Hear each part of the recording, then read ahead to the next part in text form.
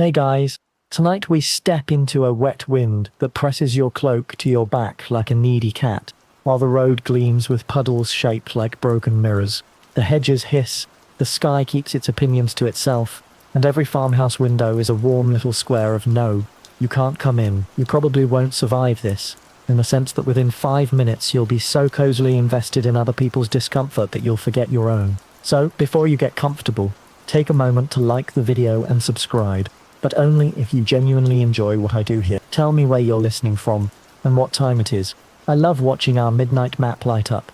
Now, dim the lights, maybe turn on a fan for that soft background hum, and let's ease into tonight's journey together.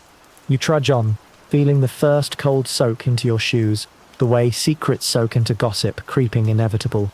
Slightly dramatic, your wool drinks the rain, your breath fogs, the road becomes an argument between mud and stones that your ankles have to mediate. Shelter isn't a building tonight, it's anything that subtracts wind. The hedgerow teaches you this. Turn your back to the gale, slide into the lee as neatly as a letter under a door, and suddenly, a wicked hissing world is quiet on one side. You keep your pack against your belly, so the rain sheds off it like a thatch roof, and you tuck your hands into your sleeves, monk style, because knuckles are optional in this climate. First joke of the night. You discover that waterproof means proof you are in fact wet. Mainstream fact arrives quietly in the dark. Between roughly 1300 and 1850, much of Europe rides the cooler swing of the Little Ice Age. Nights bite, frosts linger, and poor travellers learn the hard arithmetic of heat. Wind becomes a tax collector you pay in warmth. You try a farmhouse porch, aiming for a generous overhang. Sometimes lamplight spills out and a dog with opinions announces you. Sometimes the door is only a rumour the wall once heard. If a voice answers, it's as often move on as mercy. No offence, stranger, but the household has its own cold to manage. You step away before hospitality curdles into trouble, because a slammed door opens no roofs. The bridge is better mathematic. Archers throw weather the way shields throw darts, and the river mutters all night like a wet accountant tallying pebbles. You edge along the bank to a dry pocket that smells of cold fish and last year's leaves. If you're lucky, there's an old drift of straw and no current plotting to edit your sleeping arrangements. The ground has rules you learn quickly. If you must sleep on it, thicken it. A folded cloak under your hip bone, a bundled shirt beneath your ear, a staff across your knees so your gear cannot go on a midnight adventure without you. You notice the sky lighten and darken behind clouds. Time loosens its belt a knot. Quirky tidbit for your toolkit. Poor travellers swear by a hot brick, heated at a hearth when you can get near one and then wrapped in cloth, tucked by your feet like a polite dragon. Others rub tallow into socks and boot seams, a slippery barrier that also convinces every dog within 10 miles that you are a delicious rumour. You file the ideas away with another small wizardry. A straw rope tied beneath the knee discourages mud from climbing your trousers like an ambitious social climber determined to see upper management. Second joke, your outfit becomes a startup, innovative, scrappy and mostly held together by string. Stone plus God often equals porch, and porches don't ask many questions. You drift toward a church where the yews whisper like old ladies. Historians still argue whether parish officers formerly tolerated sleeping in church porches, or mostly looked away while pretending not to notice.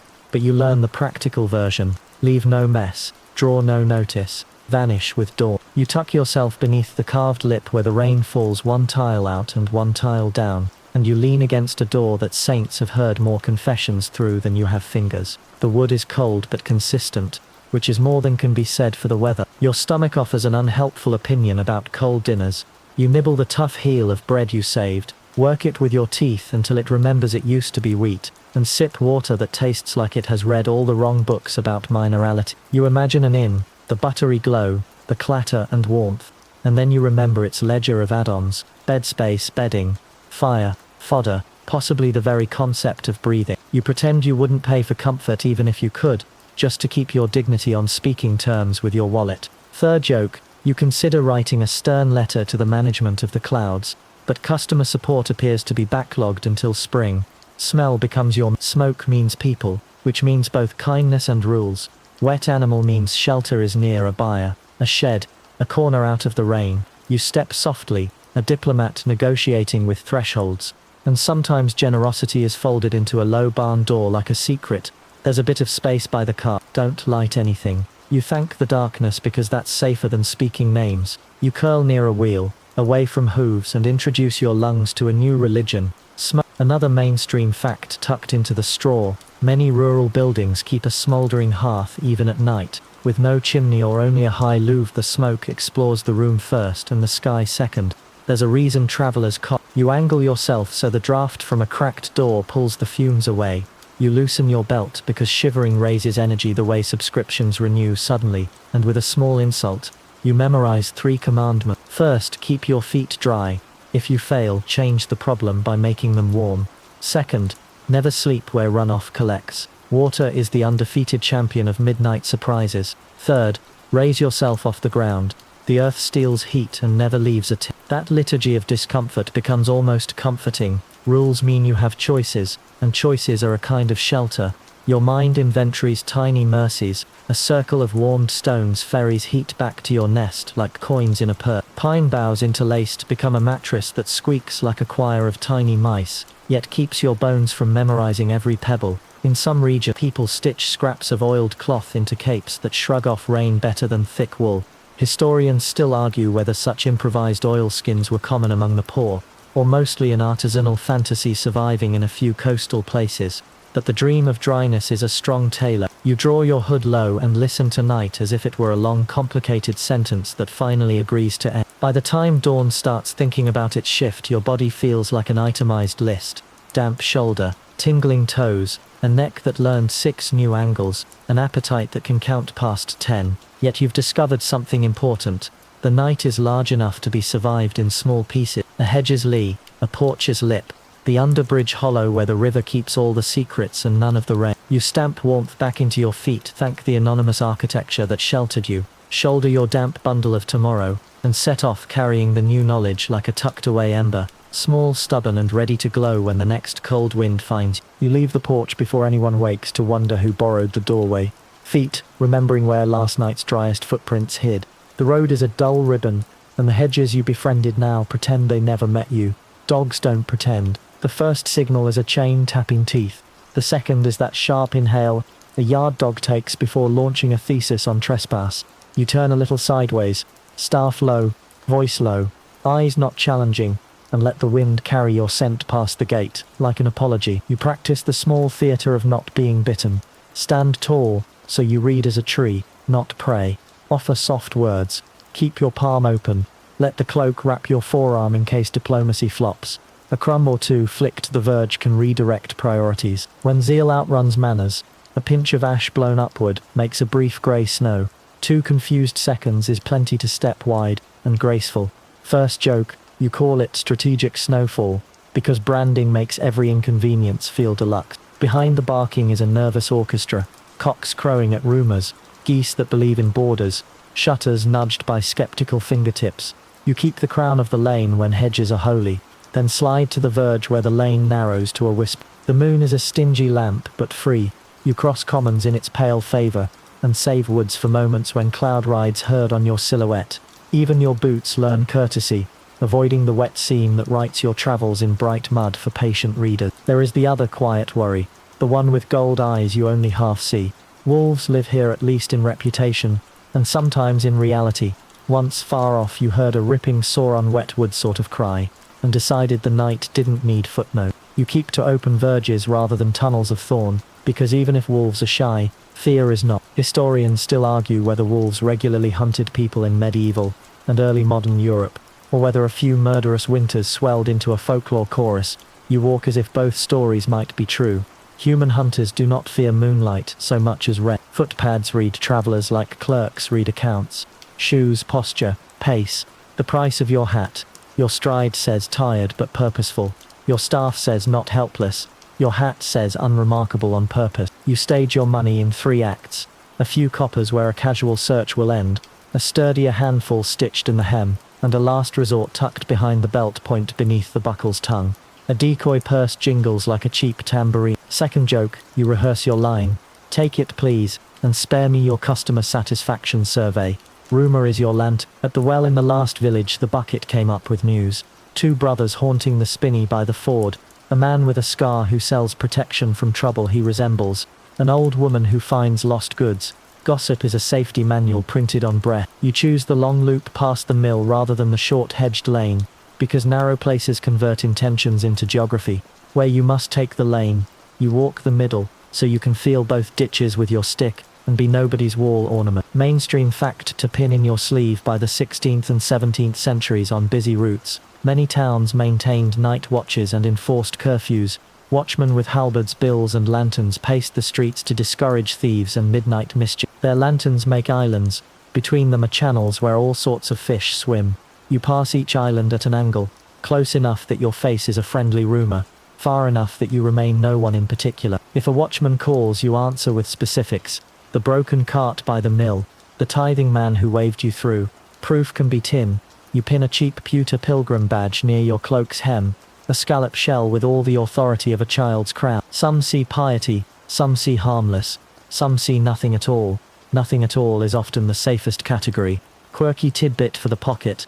A carter once tied a red St. Hubert ribbon at your wrist against mad dogs. You didn't argue with a man who moves wagons for a living. The ribbon means nothing to physics and everything to nerves. Sometimes that is the whole point of talismans. Listening becomes a craft. A field of geese is a sack of noisy money. You walk around it. A pond breathes a colder breath. You skirt it because water conspires with anchor. When the wind combs a hedge and the hedge does not answer, something patient is waiting there.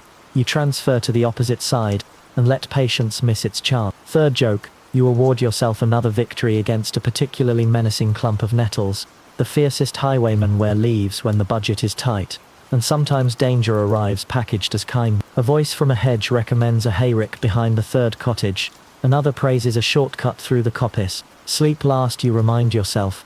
Food first, information second, sleep last. Sleep is where people can move you like furniture. When you accept shelter, you prefer one door, one window and a wall at your back.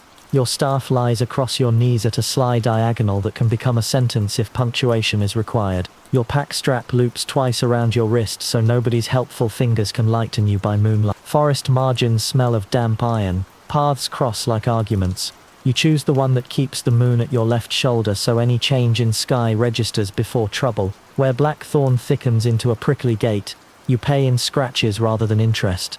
Surprises cost more later. On straight stretches you lengthen your pace because waiting thieves prefer bends. Make them work for their living.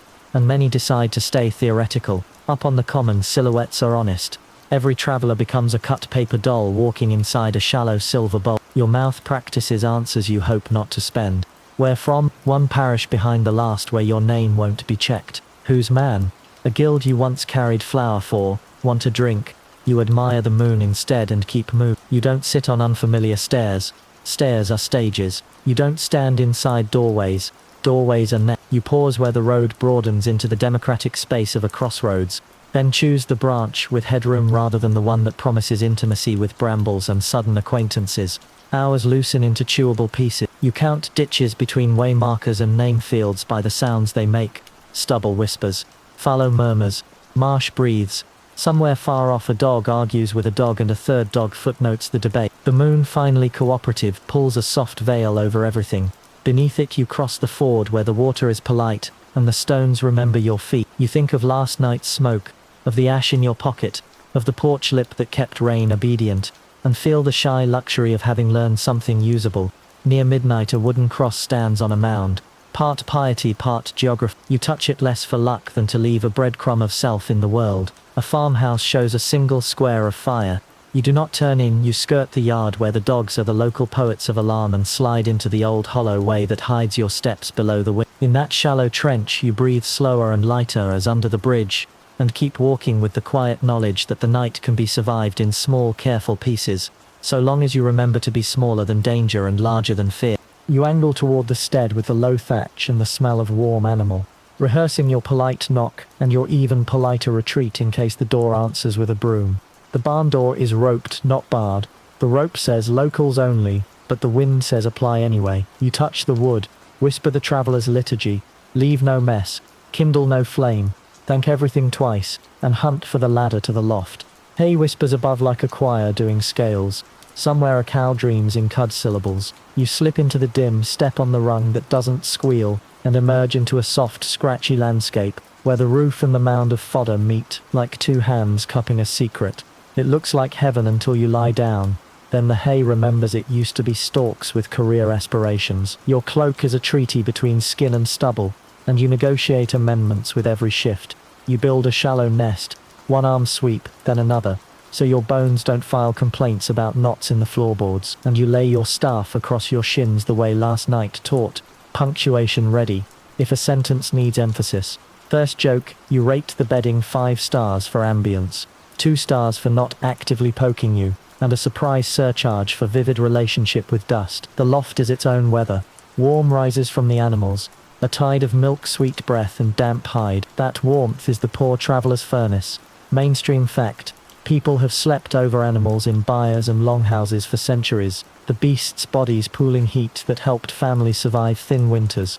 The price, of course, is smoke and company. Many cottages and barns run their fires low through the night with no true chimney, just a louve or the patience of the thatch, so the rafters blacken to a lustrous shine and your lungs enroll in a steam and ash spa you didn't order. That same smoke preserves timbers and bacon hung up in the rafters, a kind of friendly witchcraft that keeps wood from rot and meat from melancholy, less friendly to throats. You wrap a shred of cloth across your mouth, not fashion exactly, more a truce with the air. The loft has tenants older than the ladder. Something small skitters to a new page. Something smaller makes punctuation under your collar. You meet the night's nibblers, fleas, lice, and their aristocratic cousin in human rumour, the bedbug. Historians still argue whether bedbugs were truly common in the medieval countryside or only rose to notoriety in later warmer, more tightly sealed houses.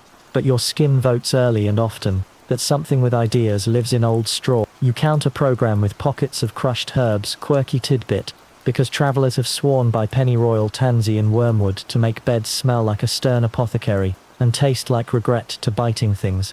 If it helps your nerves, it helps your night. That's the quiet math of tired people. Snoring arrives like weather too. A man you never met sings through his nose downstairs. A child turning in sleep scrapes straw in little crescendos. The cow edits punctuation with tail thumps on the stallboards. A mouse practices sprinting near your ear, then vanishes into the alphabet of stalks. Second joke, you discover you can identify 5 different snore dialects and conclude there should be a saint of sleep diplomacy. Your own breath tries to find a slow, even paragraph. You drag it there by hand. When an in happens, and sometimes luck, or a small coin or a shared future favour gets you onto a bench near the hearth, you learn its particular discomforts. Sharing space is the default. The room is a stew of hands and boots. The fire a red-eyed mare with many petitioners. Mainstream fact tucked beside your bowl. Beds are dear, straw pallets, pellases, get rented, turned, sometimes refreshed with new straw whose definition you do not interrogate. Strangers share back to back, and courtesy is a rigid geometry. Turn when the other turns. Talk only if someone speaks first. Keep your possessions inside your embrace, where your dreams can inventory them. If you're very fortunate, a rough blanket may arrive, perfumed with the collective memory of everyone who has ever trusted it. You pull your hood forward and remember last night's ash trick. Not for dogs now, but for the small creatures who think you're sup. Ash rubbed at cuffs and ankles makes a faint grit line. Whether it truly helps or just gives your hands a job, you keep the ritual.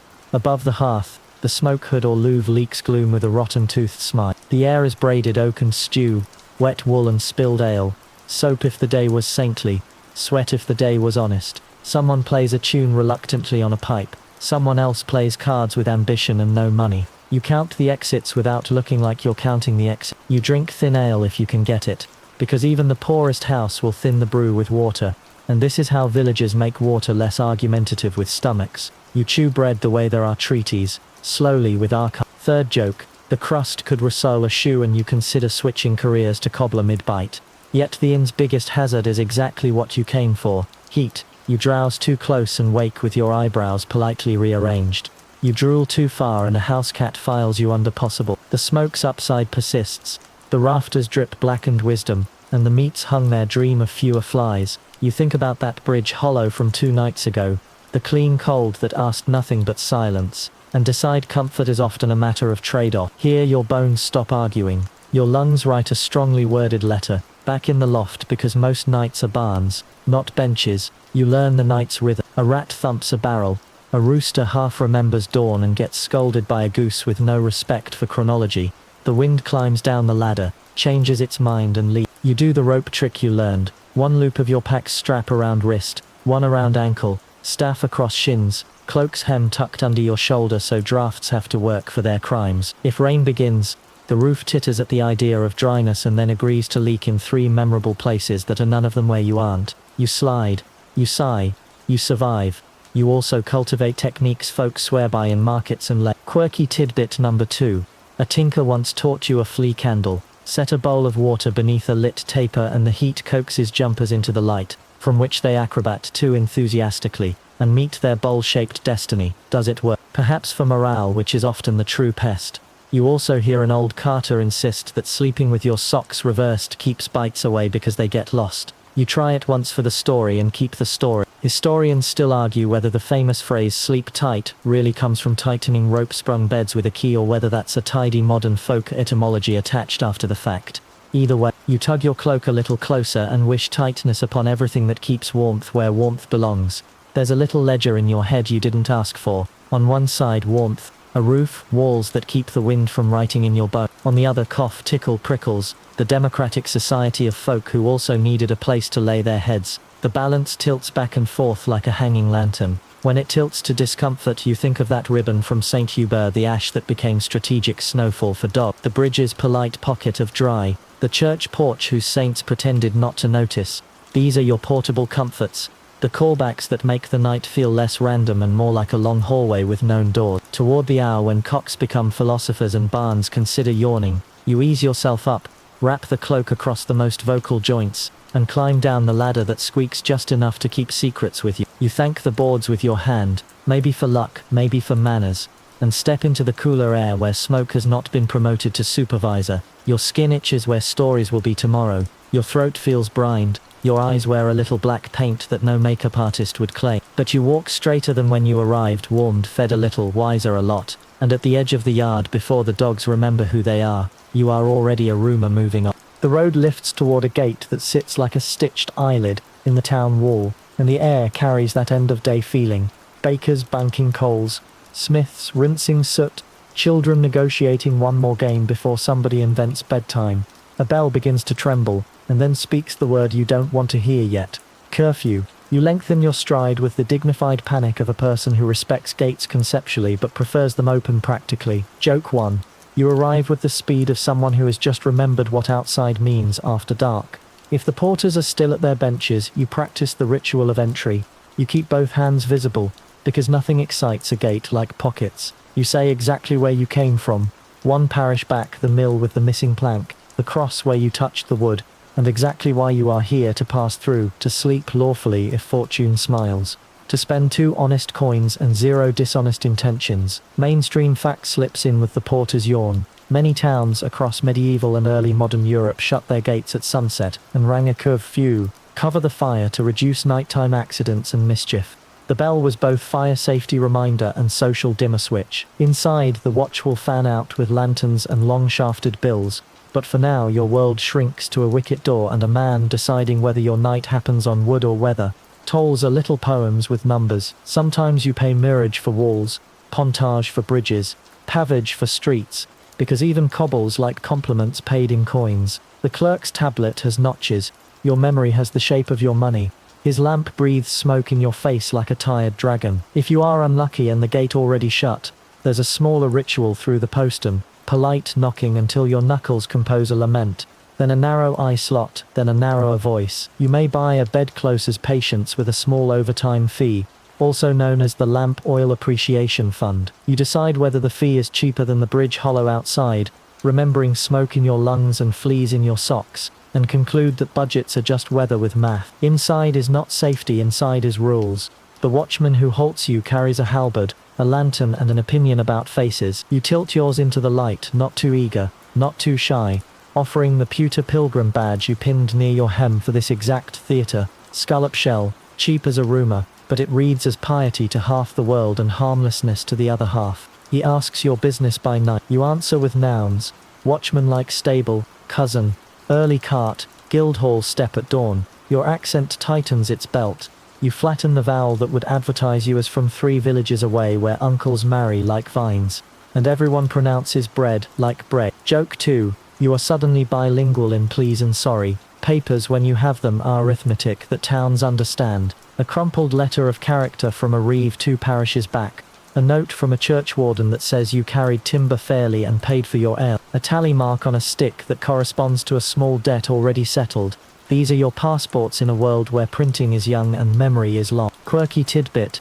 Some parishes license their poor with little lead or pewter badges, beggar badges that say in metal rather than words, "This person is our problem and therefore not yours." They work until they don't, because metal is persuasive but not magical. Historians still argue whether such licensing systems truly curbed wandering poverty or mainly labeled it, and whether enforcement was steady or wildly discretionary, depending on the mood of the beadle, the size of the harvest and the latest rumor about thieves' cant in the market. You keep your pack strapped the way barn knights taught you, a loop to wrist, another to belt, because inspection can be an opportunity for someone else's curiosity to relocate your bread. If the watch asks to see inside, you open the flap yourself and narrate: cloak, crust, ribbon. Yes, Saint Hubert still rides your wrist, charming as ever. Spare thong, spare hope. You don't hand them anything. You present like a host of a very small, very honest cooking show. You remember the trick from the road stage: your money in 3 pockets, so even a thorough inspection finds only moderate ambition. Law here is as warmed and smoky as the inn air, and sometimes it coughs. In England, poor laws will harden by the 17th century into settlement rules. The parish where you have a lawful settlement keeps you, others may remove you back whence you came. In other places, guilds, police, who may work and wear a stranger's tool, can look like a stolen dining room. The Statute of Winchester 1285 still echoes: watch and ward, hue and cry. Neighbors responsible for neighbors' safety. If you are robbed inside the walls and fail to raise the alarm, you can be blamed for keeping the crime private. If you raise it too boldly, you learn why geese and men share temperaments. You walk the lane's crown like a fence, balanced between being seen enough and remembered not at all. Curfews domesticate fire but also conversation. People pull shutters, lamps go blind behind oiled parchment. The streets become rooms for those with reasons and those who believe they are reason. You map pools of light and the conversations around them. A cooper with splinters in his beard, telling an hour too loudly. A midwife with a lantern like a comet, travelling on business that outranks bells. A student in a hat with the brim chewed by thought. A watchman whose feet know every argument between cobble and gutter. When a voice behind you asks, "What's in your pack?" you answer with a question about the weather. No man wants to admit he can't forecast rain, and continue moving at the pace of someone who sleeps on legal straw within 2 streets. Sometimes the safest bed in a town is not in it. If the gatehouse had a mood and the watch had a thirst and the dogs had a policy, you reverse to the Bridge Hollows syllabus: 1 tile out, 1 tile down, the lesson you already paid for in cop. But if the gatekeeper's cousin has a shed and a wife with human eyes, you fold yourself under a cart and spend your coins on a bowl that used to be a chicken. You thank the bowl with the seriousness reserved for saints and thatch. Then remember the flea candle trick from the tinker and stage it in the corner, perhaps mostly for morale, which spends like currency here. The law's other teeth are paperwork's absent. A man asks for a pass you do not have because passes are much more common where armies winter. You show him instead the scar on your right thumb from hauling rope at the last harvest, the universal passport of work. He shrugs and waves you on because the thumb was stamped by a harder office than his. You keep your tongue out of stories about thieves' cant and secret guild signs. Those are for ballads and men who enjoy explaining their bruises. Sleep finds you in the slice of space between a cooper's yard and a bakery. You choose bakery side because bakers rise before bells and witnesses make excellent blanket. You keep your staff under your knees, your hat over your eyes, your pack under your shoulder, and your St. Hubert ribbon tucked where red won't advertise. Joke 3. You promise the universe you'll never roll your eyes at a receipt again if you get through one more night without having to explain why your loaf is yours. Before dawn, the watch calls a weather poem into the quiet and clacks away, feet remembering where puddles used to be. You rise with the city's first stretch, stiff but counted, and past the gate porter as he lifts the bar with the gently martyred face of a man who has made peace with hinges. The bell will ring again soon, this time meaning begin. You step through, the law at your back like a stern aunt who loves you but prefers you visit, and the road ahead measuring out its own set of rules that you already half know. Hedgeley Bridge Hollow parish badge, ash for dogs, ribbon for courage, and your careful voice that can pronounce harmlessness in any dialect the morning required. Hunger walks beside you like a taxman with a spoon. All day you negotiated down payments, half a crust here, a bite of cheese there, and promised your stomach the future tense. Night arrives and wants receipts. You sort what's left with the seriousness of a beadle, a heel gone granite, a thumb of crumb, an onion with its paper coat, a sliver of salted herring pretending to be a meal by sheer confidence. You chew in careful geography, turning hard bread into paste with patience, because teeth are not hammers, and you sip from a leather flask that smells faintly of yesterday's courage. First joke, you tell your belly this is tasting menu, chef's choice, and your belly answers by voting for regime change. Mainstream fact clicks into place. Across medieval and early modern Europe, people often drank small beer, weak ale, as everyday hydration. Boiling the mash and fermenting it made the liquid less argumentative than raw water, especially in towns. Even poor travellers look for alehouses, not for merriment but for safety in a cup. Yet night complicates the search. The shutters are shut. The bell said cover the fire. Anyone selling late is also counting risks. Water in ditches glints like an easy answer. And that is exactly the problem. Mills upstream leak tannins and gossip. Marshes breathe illnesses people call iggies and fluxes by candlelight. You crouch, sniff, look for running, not lounging. You follow willows, listen for the ribbon sound of faster water over small stones and taste with the suspicion of a scribe proofing his own name. Quirky tidbit keeps your tongue busy. An old carter swore by chewing a smooth pebble to trick thirst, the mouth watering as if dinner were walking up the lane. You try it now and discover it is at least a hobby. Another trick rides your belt. The scallop shell you pinned for that pewter pilgrim authority doubles as a tiny ladle. You scoop from a rill that seems lively enough to have opinions. Historians still argue whether medieval people truly never drank water, or whether that tidy claim ignores how often clean springs, wells and fast streams actually served daily use. The truth, as your tongue confirms, depends on place, season, and whether the nearest tanner dreams in your watershed. The road edits itself after dark. Crossroads bloom from hedges like multiple choice questions written in thorns. Your body tired enough to be negotiable furniture wants the path that looks kindest. Kind is not always on it. Holloways promise shelter from wind and then turn into private corridors where surprises collect like rent. You keep the moon where you said you would, left shoulder then right when the lane changes, and you count your way as if distance were beads. 20 paces to the stump, 40 to the gate, with one hinge, 10 to the stile that speaks in splinters. When cloud erases the moon's chalk, you borrow the church you haven't yet reached. Most naves run east-west, and where tower silhouettes appear you set your body by that old compass. You test fords like a suspicious baker. Staff first, then boot, then courage. Cloak bunched over shoulder to keep wool from drowning your warmth. Belt loosened a notch in case the river proposes a partnership you'd rather not sign. You learn to read water's handwriting. Smooth, glassy means depth. Bright chatter means stones you can negotiate. Brown surge means wait or be a story. Your bundle lifts above like a small planet with all your weather in it. Ribbon from St. Hubert tucked safe. The ash pouch you once used to snow on dogs. The tinker's flea candle stub you carry mostly for morale. The last inch of cheese that tastes nostalgically of cow. Second joke. You promise the river a positive review if it agrees to remain a river and not a biography. Bread has strategy. If you must eat at night, you pair it with onion because onion is an amplifier. Turning crumbs into insistence. You sprinkle a pinch of salt from the twist of cloth at your belt and regard your fingers like magician. Cheese behaves like a friend who says little but shows up. Even a rind shaved thin across the crust makes the sort of sentence a stomach respects. Salt fish is loyalty with bone. You decide to keep 2 mouthfuls for the hour just before dawn, when cold is at its least democratic and even courage wears a coat.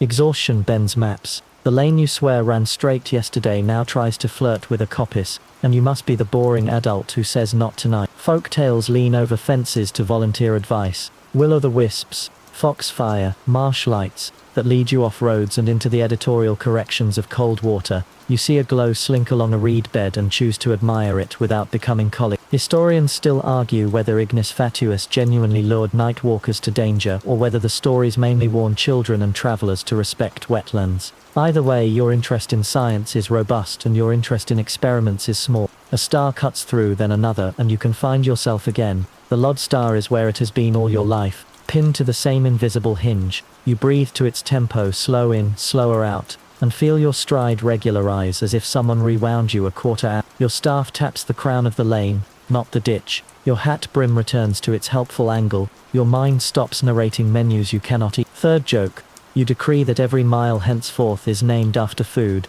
Onion Meadow, Cheese Bank, Herring Bend, so at least the map agrees with your cravings. People left you breadcrumbs on purpose centuries before you, even if they were made of stone. Wayside crosses rise where choices happen or where accidents did. Some bear carved hands pointing, others only the patience of granite. You lay your palm on one, and its cool says you are not the first to mislay a night here. Old ruts tell truth even when grass tries to curate them. Lines of oak mark old boundary banks. A single distant bark draws a dotted line to a farmyard that will wake before bell. You don't cut across new ploughed fields because mud is a persuasive logician. You don't hug walls because walls have listeners. You keep the middle and choose not to be collectible. When thirst insists again, you remember the baker's trough under the eaves. Rainwater clean enough if the baker is honest, and the roof not yet campaigning for moss. And you consider the risk versus the well you passed 3 bends back with its sheen like the eye of an old cat. You drink little, wait, listen to your stomach's minutes. The pebble trick returns to duty. You think of possets,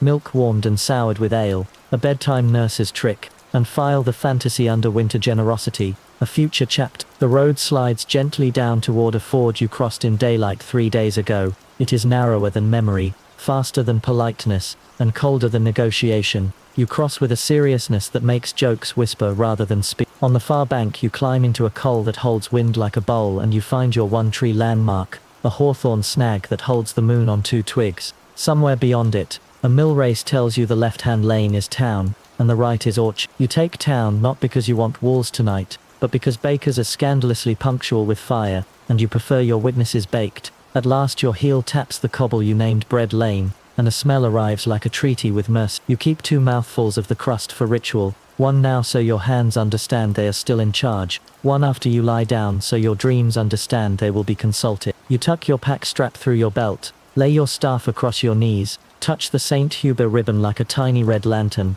and allow your eyelids to draft the first clause of a truce with the dark. The night remains what it is, complicated, opinionated, occasionally theatrical, but you are what you have learned. Hedgeley Bridge Hollow, Ash Trick, Shell Cup, Pebble Patience, Star Sense, and the stubborn practical art of being smaller than danger and larger than hunger.